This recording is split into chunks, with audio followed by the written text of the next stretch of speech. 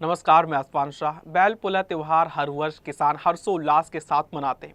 बैल पोला बैलों के प्रति आभार व्यक्त करने के लिए मनाया जाता है। ये त्योहार पिठोरी अमावस्या के दिन मनाया जाता है। साल भर खेतों में काम करने वाले बैल को 36 दिन हल और खेती से दूर रखा जाता है। इस दिन बैलों को नदी पर ले जाया जाता है, जहां उन्हें साफ सुथरा कर नहलाया जाता है। रंग बिरंगे कपड़ों और आभूषणों से सजाया जाता है। साल भर कृषि की धूरी अपने कंधों पर उठाने वाले बैलों को 36 दिन घी या हल्दी में भूनकर बैलों को मीठी पुरनपोली खिलाई जाती है।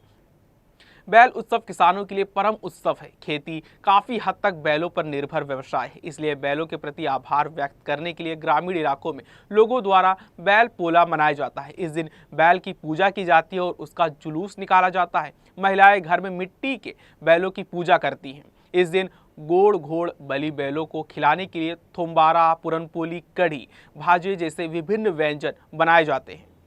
इस प्रकार से महाराष्ट्र के अमरावती जिले में लोगों ने बैल पोला का त्यौहार मनाया। आपको बता दें कि अमरावती जिला सेंट्रल जेल में खेती भी की जाती है, इसलिए इस स्थान पर बैल पोला उत्सव बड़े उत्साह के साथ लोग मनाते हैं। इस बार कैदियों ने बैलों को सजाया, बैलों की पूजा की गई और प्रसाद भी चढ़ाया गया। इस अवसर पर सहायक कृषि अधिकारी प्रतिभा वैरुलकर एवं उद्यान निरीक्षक अशोक सोलंकी उपस्थित रहे। आइए सुनते हैं।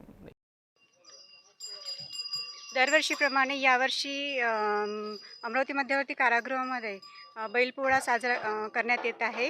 त्याकरता त्यांच्यासाठी नवीन वस्त्र, सगळे ते झुले वगैरे, तुरे हे सगळे, घुंगरू, सगळं साहित्य नव्याने विकत आणतो दरवर्षी। आणि त्यांच्या सजावटीसाठी बंद्यांमध्ये मोठ्या प्रमाणात उत्साह निर्माण झालेला आहे।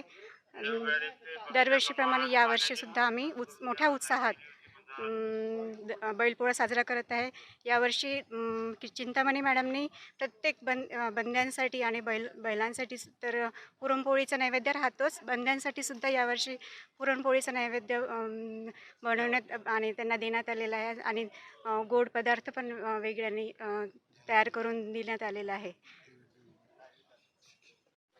सकाळपासून म्हणजे आज पोळा सण असल्याच्यानी आमचे सगळे बंदी बांधव शेतावर सगळे काम करत होते।